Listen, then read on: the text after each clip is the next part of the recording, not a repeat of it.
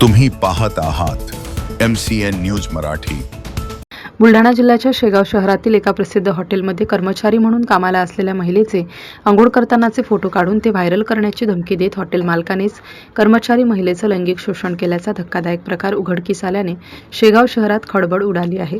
शेगाव शहरातील खामगाव मार्गावरील एका प्रसिद्ध हॉटेलमध्ये अनेक महिला कर्मचारी कामावर आहेत। हॉटेलमधील एका महिला कर्मचाऱ्याने या हॉटेल मालकाने चोरून अंघोळ करतानाचे फोटो व व्हिडिओ काढले व ते व्हायरल करण्याची धमकी पीडित महिलेला देत तिच्यावर लैंगिक अत्याचार केला।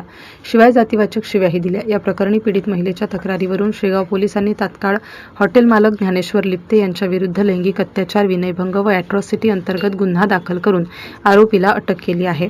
या घटनेमुळे शेगाव शहरात खळबळ उडाली असून संतप्त प्रतिक्रिया उमटत आहेत। MCN न्यूज मराठीकरिता रवी शेगोकार, शेगाव।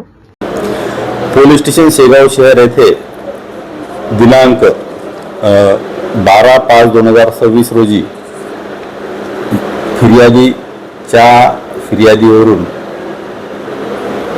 यातील आरोपीने तिचा विनयभंग केला, त्याचप्रमाणे जातीवाचक शिवीगाळ केल्याच्या फिर्यादीवरून पोलीस स्टेशन शेगाव शहर येथे अपराध क्रमांक 304/26 कलम 74, 75, 76, 77, 78, 115(2), 296, 351(2) भारतीय न्याय संहिता तसेच RW 31 W1 12 31 R S 32 VA अनुसूचित जाती जमाती प्रतिबंधक कायद्यानुसार गुन्हा दाखल झालेला असून यातील आरोपी अटकेत आहे।